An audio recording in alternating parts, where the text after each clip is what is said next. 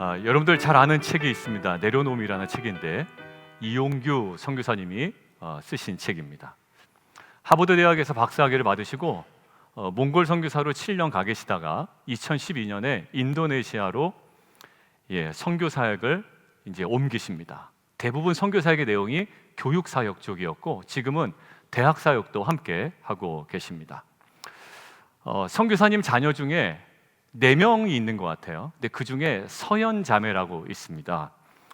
근데 당시에 인도네시아로 갔던 2012년에 인도네시아에 있는 자카르타에 있는 국제학교에 다녔습니다. 마침 그 학교에서 이제 장학금을 지급을 했기 때문에 장학금을 받으며 잘 다니고 있었습니다.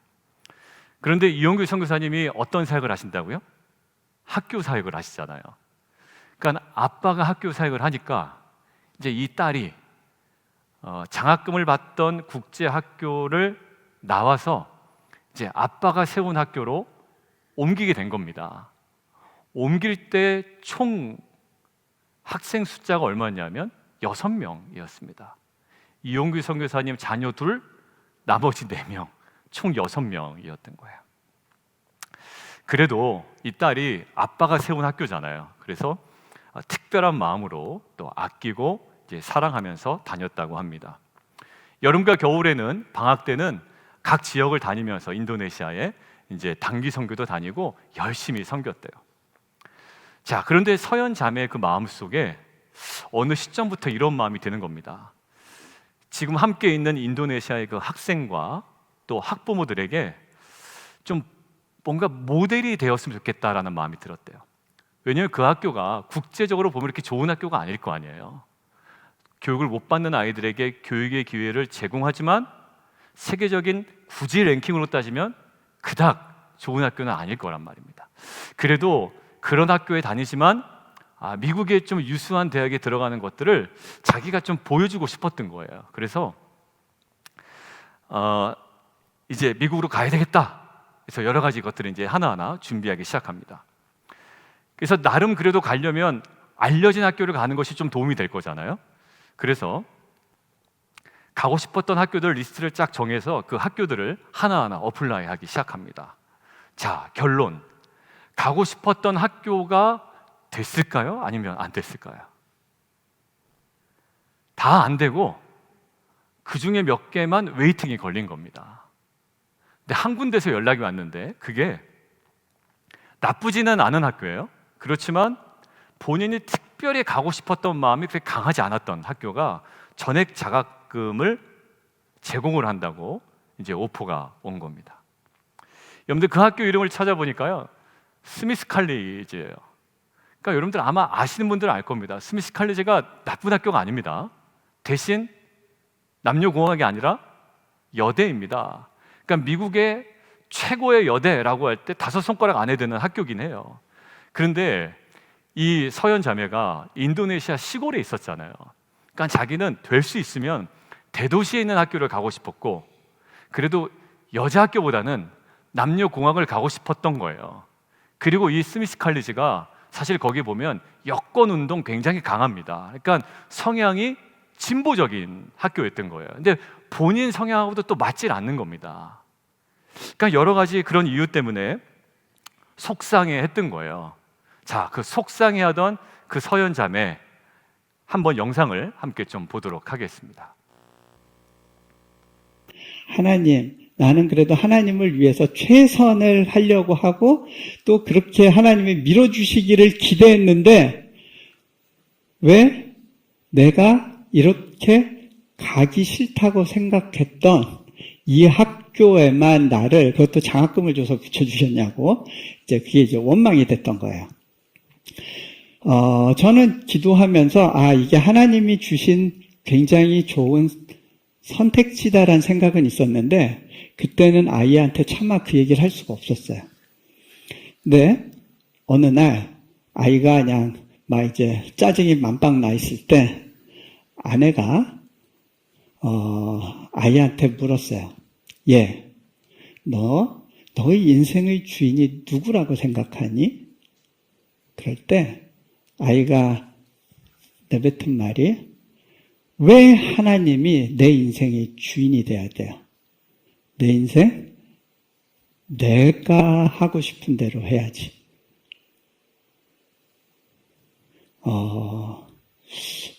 저희는 오히려 그 이야기를 듣고 감사했어요. 아, 진짜가 나왔구나. 네. 선교사의 딸로서 나름대로 자기가 노력해서 열심히 좋은 모습을 보여주려고 살았던 부분도 있었어요. 물론 하나님의 은혜 때문에 간 부분도 있지만 그게 이제 막 뒤섞여 있었던 거죠. 그리고 내가 원하는 걸 기도할 때 응답 주시는 하나님에 대한 믿음은 있었는데 내가 원하지 않는 길에 대해서 요구하시고 나에게 뭔가 너 이렇게 헌신할 수 있겠니? 라고 요구하시는 하나님에 대해서 선택적으로 반응을 했던 그 아이의 실제 모습이 이제 드러나는 거죠. 어떤 사람에게는요, 그런 시간이 40, 50 넘어서 찾아오기도 해요. 그런데 한 살이라도 젊었을 때 그 믿음의 도전을 지나가는 것은 그것은 축복입니다. 이거는요,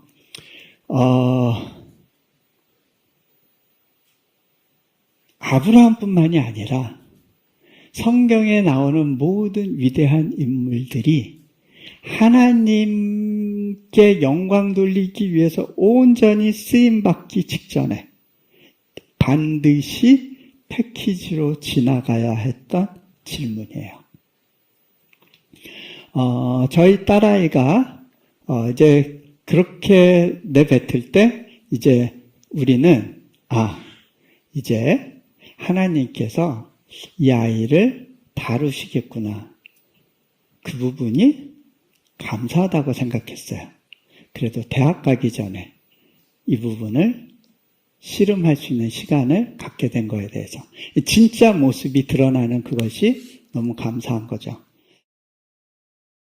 이것들을 보면서 어떤 마음이 들었냐면 선교지의 모든 환경을 잘 감당해 왔어요. 국제학교 다니다가 장학금 받으면서 아버지가 어떻게 보면 개척하고 세운 학교에 열악한데도 이 딸이 헌신해서 들어왔어요. 그리고 방학 때 보면 단기 선교도 갔어요. 그런데 대학 진학이라는 어떤 다른 조건 속에서 갑자기 이 자매가 흔들리는 거예요.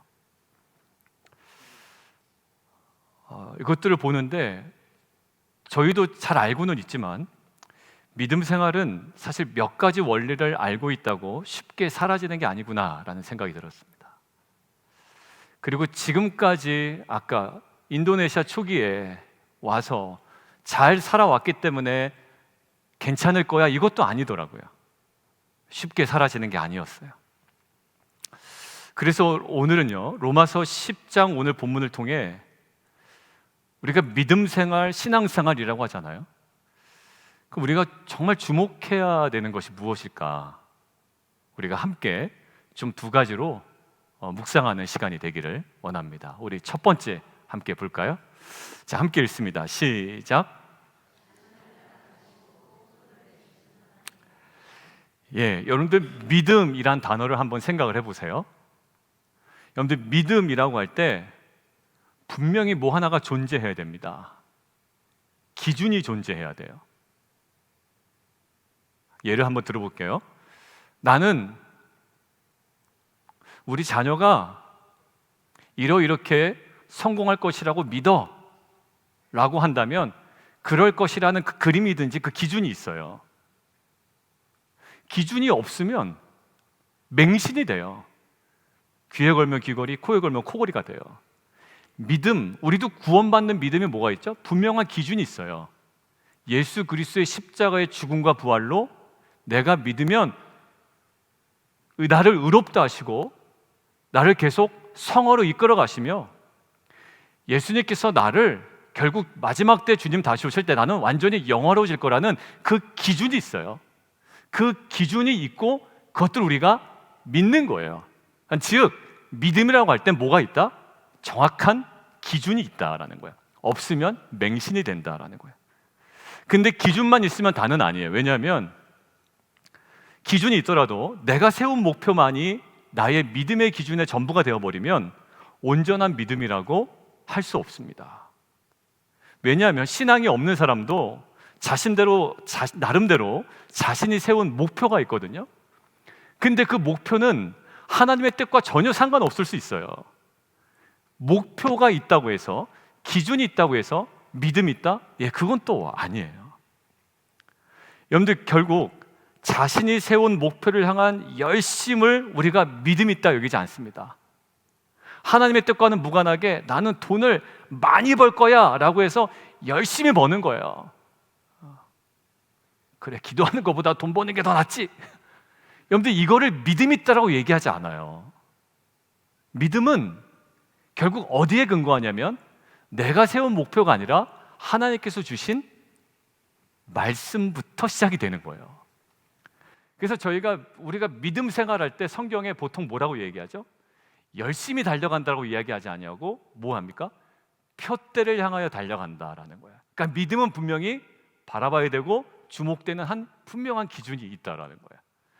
자, 그런데 지난주에 로마서 10장 2절에 유대인들을 이렇게 표현합니다. 같이 한번 볼까요? 시작. 그들의 열심은 있으나 올바른 지식을 따른 것이 아니었다. 열심은 있대요. 근데 뭐예요? 그게 올바른 지식에 근거한 믿음이 아니라는 거예요. 자, 지금 사도 바울은 9장부터 10장까지 자기 동족인 유대인들을 향한 안타까운 마음이 있죠. 왜 그럴까요? 약속 있고 언약 있고 영광 있고 양자됨이 있고 예배가 있고 심지어 메시아가 그들에게서 났음에도 불구하고 지금 유대인들은 예수 그리스도에 대한 믿음이 완전 파산난 사람들이에요. 그들에게 구원이 없는 것처럼 보인다고요? 자, 그러면 우리가 자연스럽게 이렇게 좀 생각을 할 수가 있습니다. 그렇다면 그들에게 믿음이 형성될 만한 조건이 누락된 것이 아닌가? 그들에게 그 믿음이 생길 만한 어떠한 조건이 상당 부분 지금 빠져 있는 것은 아닌가? 라는 질문이에요. 자, 왜냐하면 오늘 읽진 않았지만 14절 눈으로 한번 보시고요, 15절 눈으로 보시고 17절을 한번 연관돼서 정리하면 이런 내용입니다. 보냄을 받고 전하는 자가 없으면 어찌 듣고 믿겠느냐라는 표현이 있어요. 자, 이런 느낌이에요. 지금 유대인들이 믿음이 없는 게 그들에게 전해진 말씀이 없어서 그런 거 아니야? 라는 질문이에요.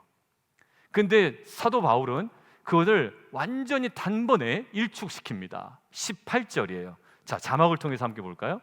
그들에게 뭔가 전해지지 않아서 그런 거 아니야? 알았더라면 그들이 믿지 않았을까? 이런 느낌인데 18절 자막을 통해서 함께 읽겠습니다. 시작. 그 말씀이 땅끝까지 이르렀도다. 그러니까 결국 그들의 믿음에 실패한 원인이 말씀의 부재가 아니었다라는 거예요. 말씀이 그들에게 없어서 그들이 실패했나? 아니요. 말씀은 이미 있었고 늘 있었다라는 거예요. 여러분들, 유대인들의 조상이 누구죠? 이스라엘 백성들이죠. 이스라엘 백성들 구약에 봐도 우리는 정확하게 확인합니다. 그들은 구약의 여러 가지 서신서들을 읽어보면, 선지서들을 읽어보면 그들이 믿음에 실패한 지점 가운데 하나님께서 꼭 지적하는 표현이 있어요. 뭐냐면, 야, 니네들이 그걸 몰랐구나, 다음 수업부터는 잘해라, 이런 표현이 아니라 그들이 믿음에 실패할 때마다 반복되는 표현이 있거든요. 함께 한번 보겠습니다. 자, 시작.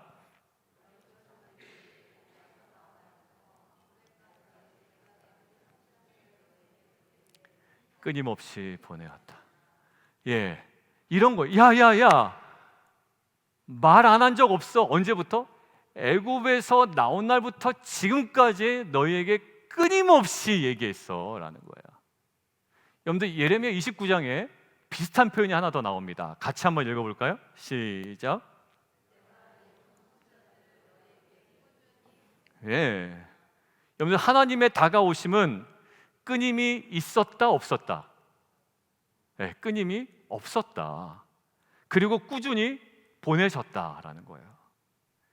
여러분들, 이것이 이스라엘 백성과 유대인들만의 특수한 상황일까? 근데 저는 그것이 아니라고 생각됩니다. 저희에게도 동일해요. 저와 여러분에게도 하나님의 나타나심은 끊임이 없고 지금도 계속 꾸준히 우리에게 말씀하시는 줄 저는 믿습니다. 여러분들, 이분 묵상하는데 오늘 본문 20절 한번 보시겠어요?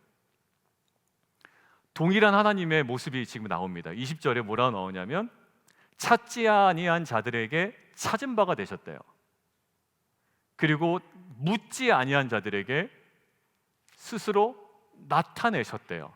21절, 순종하지 아니하고 거슬러 말하는 백성에게 내가 종일 내 손을 벌렸대요. 세 번역으로는 자신의 손을 내밀고 계셨더라는 거예요. 언제? 종일토록. 그러고 보니까 우리가 믿음의 사람이라고 부르는 아브라함도 가만히 보면 아브라함의 믿음이 형성되는 과정들을 우리가 좀 단순화시켜 볼까요? 여러분들, 아브라함의 믿음이 어떻게 생기게 됐습니까? 갑자기 가나안 땅으로 가는 게 참 좋을 것 같다, 자가발전으로 믿음이 생긴 게 아니에요. 아브라함의 믿음이 생긴 지점을 가만히 한번 생각해 보십시오. 언제 생겼죠? 하나님께서 아브라함에게 찾아오시고 말씀하시니 그 말씀에 반응하면서 믿음이 시작됐어요. 여러분들, 믿음은 어디서부터 출발이라고요? 나를 찾아오신 하나님, 그리고 찾아오신 하나님의 말씀이 믿음의 출발이에요.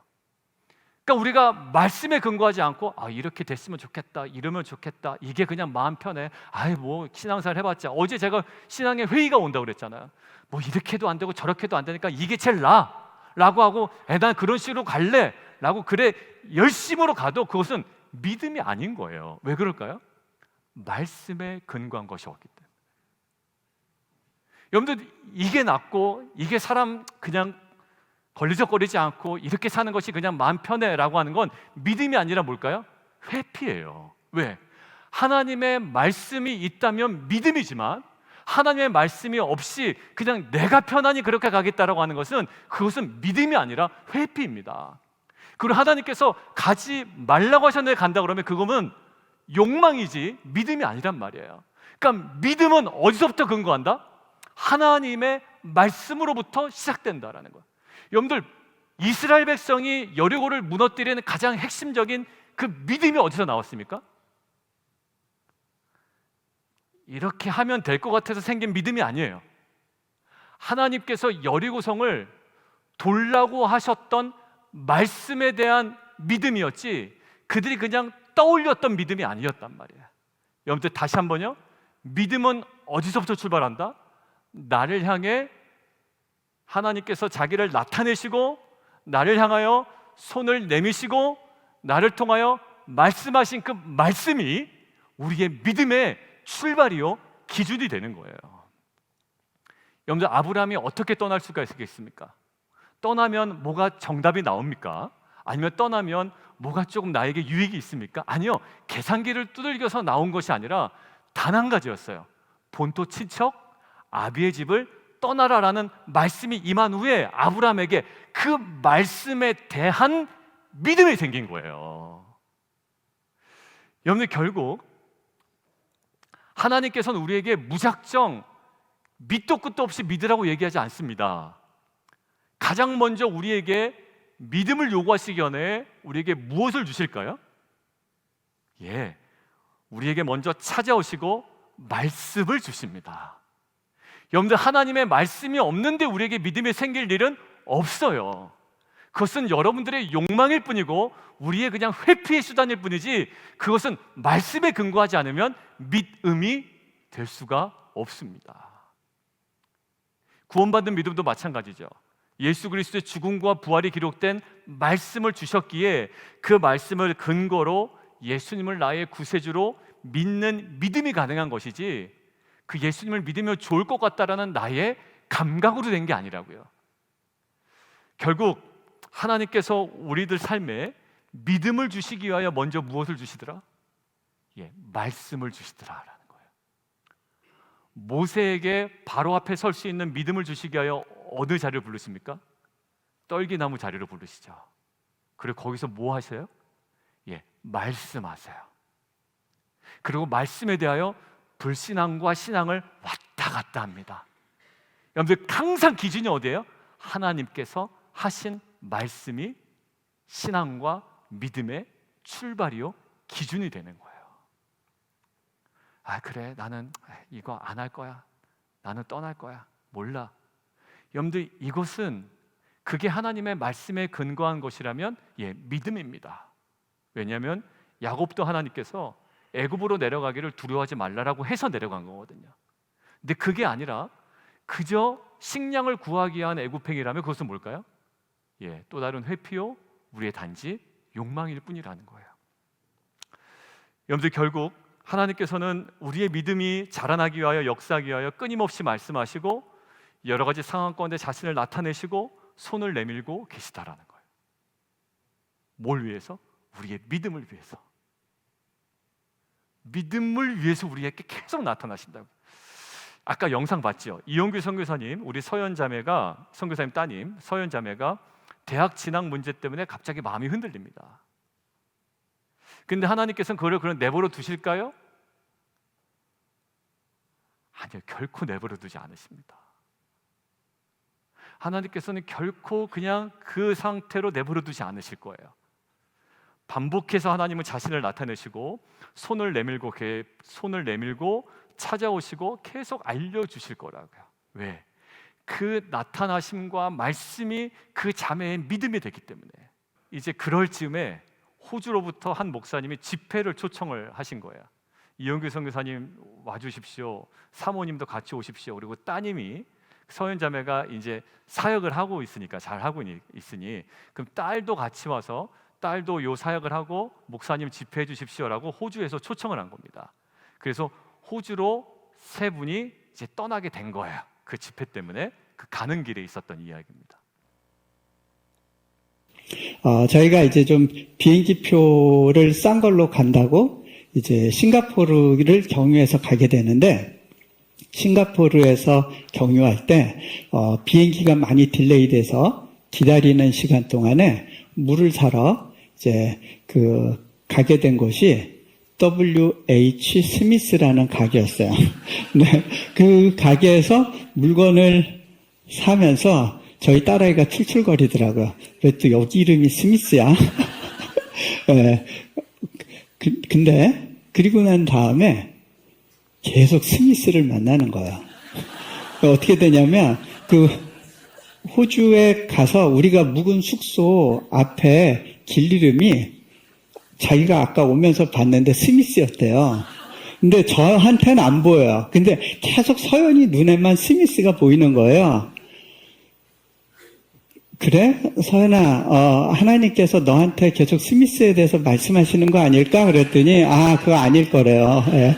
그리고 나서 이제 시드니로 숙소를 옮겼는데, 시드니에서 그 숙소에 들어가서 이제 화장실 그 벽장을 여는데, 애가, 그러는 거예요. 그래서 왜? 그랬더니, 가보니까 거기에 샴푸, 린스, 비누, 이게 병정처럼 나란히 쫙 한 줄로 여러 개를 다 진열해 놨는데 그 앞에 보니까 뉴질랜드계 회사인데 이름이 스미스예요. 네, 다 스미스 제품만 쫙 있는 거예요. 제가 딸아이한테 서연아, 여기까지는 연습이라 그러고 앞으로 한 번 더 스미스라는 이름을 보면 하나님이 너한테 뭔가 진지하게 말씀하시기를 원하신다는 걸로 알아들으면 안 될까? 그랬더니 얘는 긴가민가 해요. 그리고 나서 이제 차 타고 밖으로 나가서 길을 다니는 중에 보니까 골드스미스 스트릿이 있어서 선아, 저기도 스미스가 들어가는데? 그랬더니 저거는 그냥 스미스가 아니라 골드스미스이기 때문에 이거는 무효래요. 그래?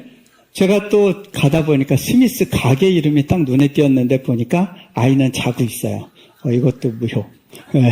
그리고 나서 이제 그날 저녁 집회하고 그리고 숙소로 돌아오는 길에 아이스크림 먹으러 가자. 그러면서 그 숙소 바로 옆에 있는 편의점에 들어갔어요. 근데 저희 딸아이가 아빠 쿡쿡 쳐요. 그래서 왜? 그랬더니 저쪽 한쪽 벽면에 칩스들이 쫙 있는데 그 중에 3분의 2가 스미스 칩스예요. 네. 그게 스미스 하면서 저희 딸아이한테 이제 얘기를 걸고 있는 거죠. 제가 야, 너 이제는 항복해야겠다. 하나님이 너하고 좀 진지하게 얘기하고 싶으신가 보다. 저희 딸아이가 이제 대학교 이제 웨이팅 걸린 학교들한테 이제 좀 더 추가 이제 증빙 자료를 넣는 마감일이기도 했어요. 딸아이가 그날 그 숙소 거실에서 밤새 이제 씨름을 했었던 것 같아요.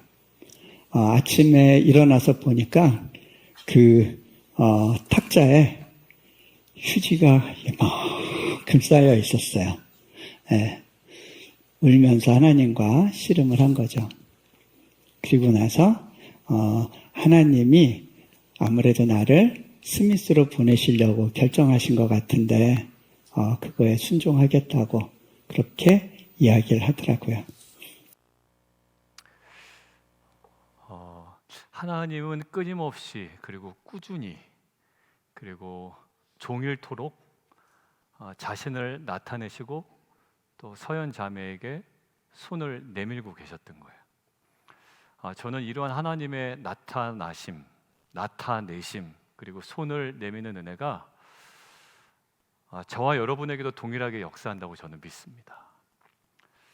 그런데 내가 믿음이 없는 건 하나님이 나에게 말씀하시 않으셨기 때문이야 라고 말하고 싶을 때가 있어요. 그런데 사실 그렇지 않습니다.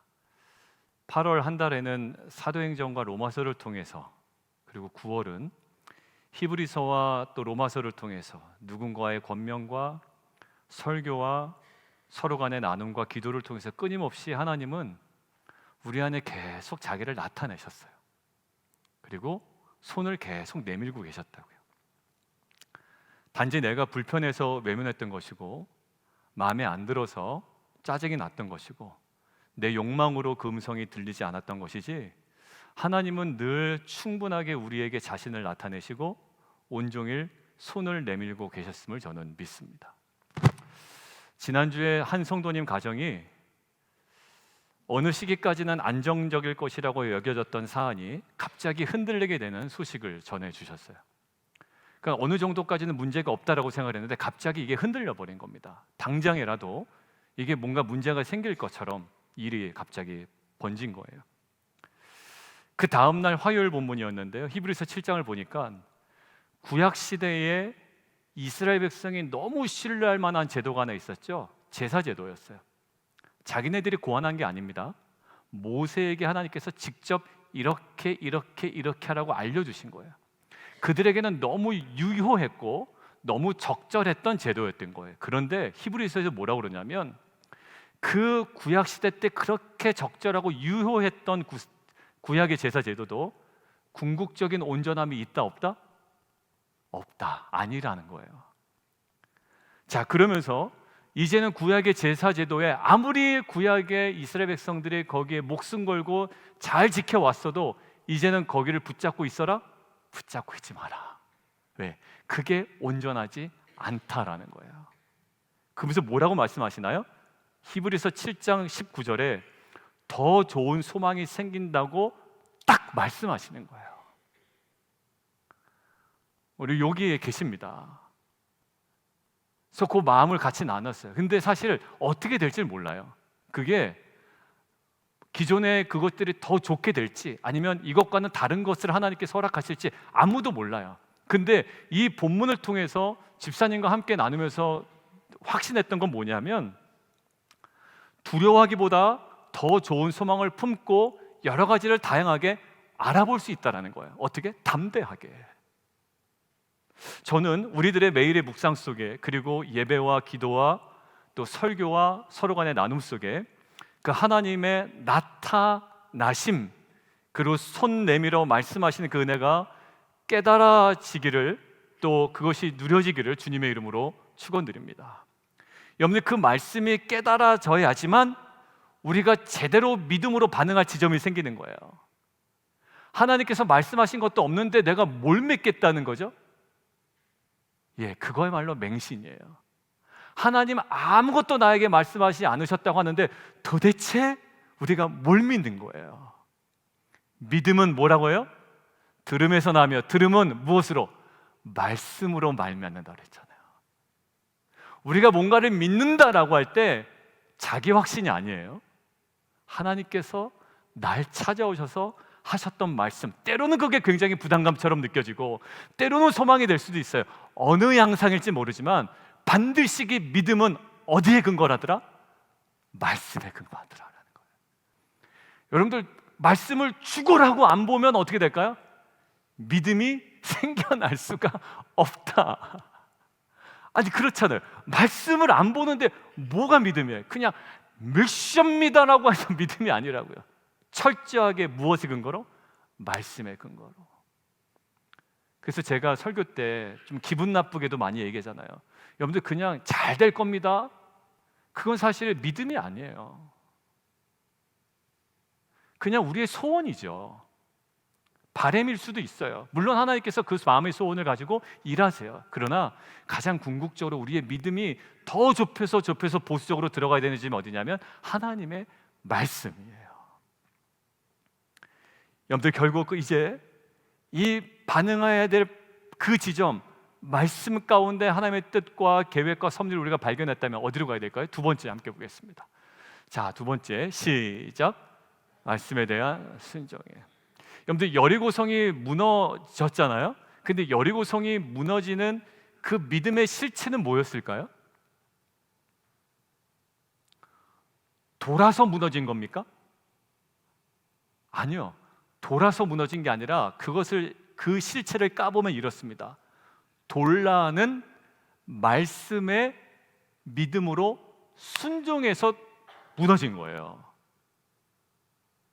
그러니까 우리가 제일 이제 무당신학이라고 하는데요, 제일 하지 말아야 될 건데, 돌면 무너지는구나, 방법론으로 신앙을 해석을 해버려요.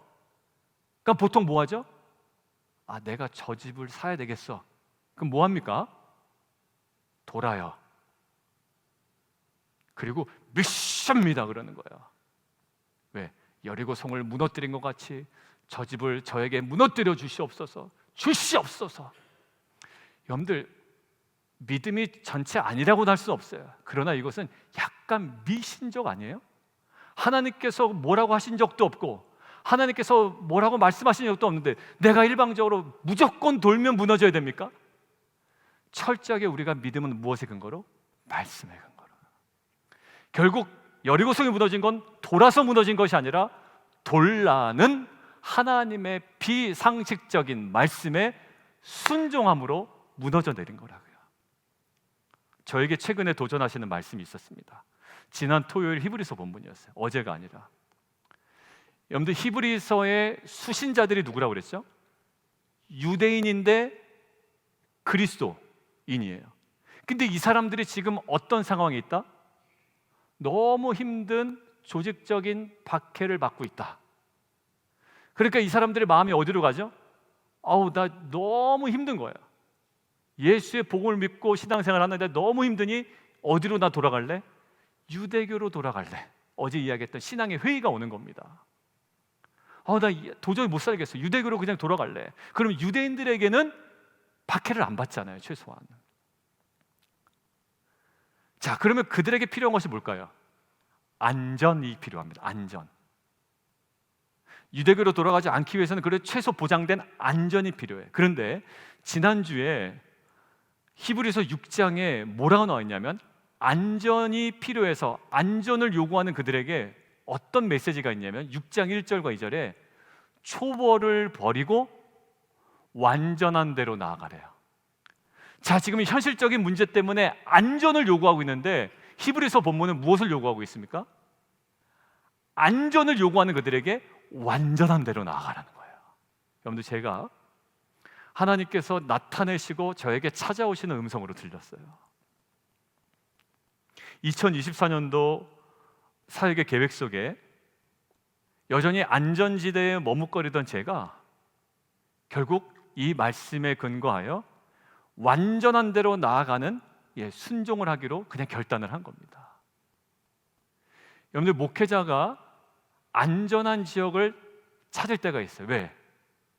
하면 별로 안 좋아하고 때로는 잘못하다간 욕도 먹잖아요. 그러니까 거기에 움츠러들면 어떻게 될까요? 제일 안전한 사역만 합니다. 말 안 나올 사역만 해요. 왜? 뒤에서 다 얘기하는 게 들리니까. 그래, 말 안 나올 사역만 하자. 여러분들, 근데 하나님께서 저에게 초보를 버리고 이제 6년 차로 들어가잖아요. 이제는 더 완전한 대로 나아가라는 거예요. 그래서 제가 고민하다가 제자 되고 제자 삼는 교회, Being Disciples, Making Disciples, 2024년도 이걸 두고 계속 고민하고 기도하다가 하나님께서 저에게 찾아오시는 말씀, 초보를 버리고 이제 어디로 가라? 안전을 요구하는 그들에게 어디로? 완전한 대로 나아가라라는 말씀으로 듣고 제가 결단한 겁니다. 부부 제자 훈련도 지금 생각을 하고 있어요. 아직 구체적으로 안 돼 있지만. 그러면 저만 시간을 정기적으로 빼는 것뿐만 아니라 그들의 시간도 제가 빼도록 요구를 해야 됩니다. 그분들의 시간을. 시간의 헌신뿐만 아니라 여러 가지 많은 헌신이 필요해요. 그분들의 헌신도 필요하고 저의 헌신도 필요한 거예요. 근데 어디요? 초보를 버리고 완전한 대로 나아가라. 여러분들, 이것이 2024년 사역을 준비하고 약간의 안전지대에서 머뭇거리는 저에게 하나님께서 찾아오시고 손 내미시고 분명한 믿음을 요구하시는 말씀으로 저에게 허락하신 줄 믿습니다. 여러분들, 결국 이것을 하면 교회가 부흥한다, 이것도 아니에요. 아직은 몰라요. 이게 잘 될지 안 될지도 몰라요. 그렇지만 말씀하셨기에 제가 그냥 순종하는 겁니다. 여러분들의 가정과 삶 속에서도 하나님은 이미 충분히 말씀하신 줄 믿습니다. 그것이 여러분들 때로는 굉장히 불편한 말씀이 될 수 있어요. 그리고 때로는 소망의 말씀이 될 수도 있습니다. 그러나 이것저것 따지지 말고요, 하나님 말씀이기에 순종을 결단하며 나아가는 저와 여러분 되기를 주님의 이름으로 축원합니다. 여러분들, 제가 기도회, 찬양과 기도회 밤 단톡방에 올리잖아요. 여러분들, 권면이지만 얼마나 그게 잔소리처럼 들리겠어요. 근데 때론 누군가에게는 그게 조목새의 얘기가 아니라 하나님께서 계속 나한테 부담을 주신다라는 마음이 있다면 여러분들 한번 순종해 보세요. 근데 대신 저 때문에 나오실 필요는 없어요. 이게 뭔가 하나님께서 내게 스미스처럼 뭔가 자꾸 나에게 부담을 준다. 내가 그 카톡 안 보고 그냥 이렇게 싹 넘어갔는데 넘어가다가 걸린 게 또 기도고 막 이러면 한번 순종해 보세요. 이것은 저를 위한 것도 아니고 여러분들을 위한 것도 아니에요. 하나님께서 여러분들에게 뭔가 주시는, 손 내밀고 나타내시고 다가오시는 정말 시퍼렇게 살아계신 하나님의 음성과 그 은혜라고 한번 누려보세요. 그리고 믿음으로 나아가는 저 여러분 되기를 원해요. 자, 오늘 말씀 맺으며 뒤에 연결된 영상 하나 보고 제가 좀 마무리해 나가도록 하겠습니다. 영상 하나 보겠습니다. 그런데 놀라운 사실은 그렇게 결정하고 나니까 왜 자기한테 그 학교가 최적의 조건인지가 보이기 시작하는 거예요. 여러분, 하나님께서 순종하라 하실 때 모든 조건을 나열하시면서 우리에게 설득하시지 않으세요. 그런데요, 순종하고 나면 이래서 이렇게 요구하신 거구나가 이해되기 시작해요. 자,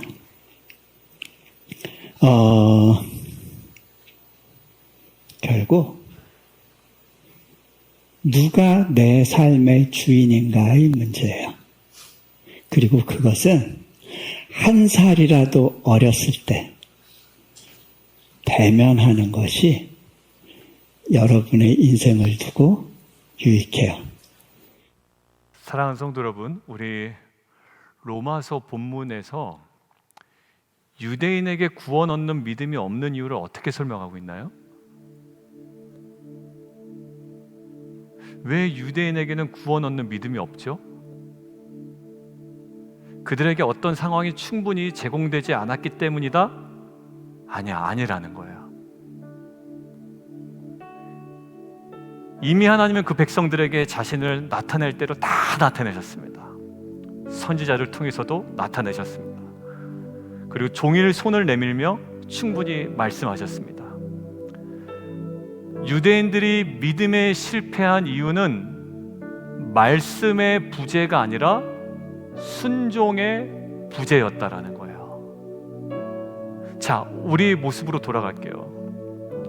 마찬가지로 우리가 믿음이 없어 보이는 내 모습을 볼 때 그냥 저 사람은 그래서 그랬고 나는 그 정도 상황이 안 돼 라고 변명하고 싶지만 사실 그렇지 않습니다.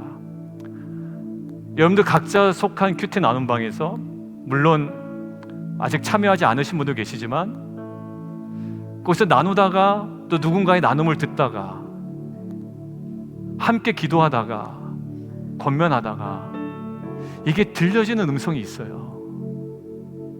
근데 이게 하나님께서 나에게 허락하시는 음성이라고 들릴 때가 있습니다. 근데 문제는 우리가 거기에 온전한 믿음으로 반응하지 못할 때, 그리고 두 번째는 그것이 도무지 하나도 들리지 않을 때예요.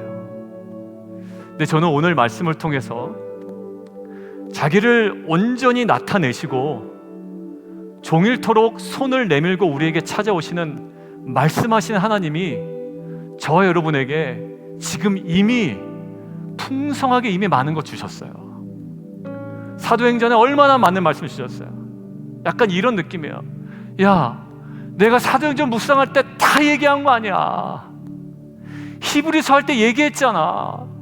그 사람들 지금 회의감에 빠졌다고. 그러면서 하나님께서 허락하셨던 말씀이 있는데, 그러면서 우리는 뭐라고 얘기하냐면 나한테 말씀하신 적 없다라고 하는 거예요.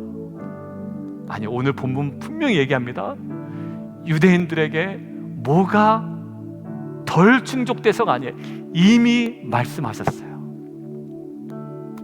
여러분들, 우리가 이제 우리의 믿음의 근거가 되는 말씀, 초보를 버리고 완전한 대로 나아가라. 광야에서 이스라엘 민족이 거역하던 것처럼 마음을 완고하게 하지 말아라. 이미 말씀하셨죠? 근데 여전히 완고한 거 그대로 붙잡고 있는 거예요. 어떻게 될까요? 여리고 성을 도는 순종이 있어야 그 성이 무너집니다.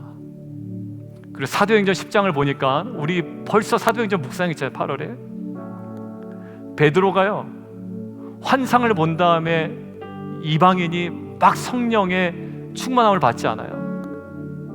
일어나 의심하지 말고 내려가 따라가라. 기억나시죠? 사도행전 10장.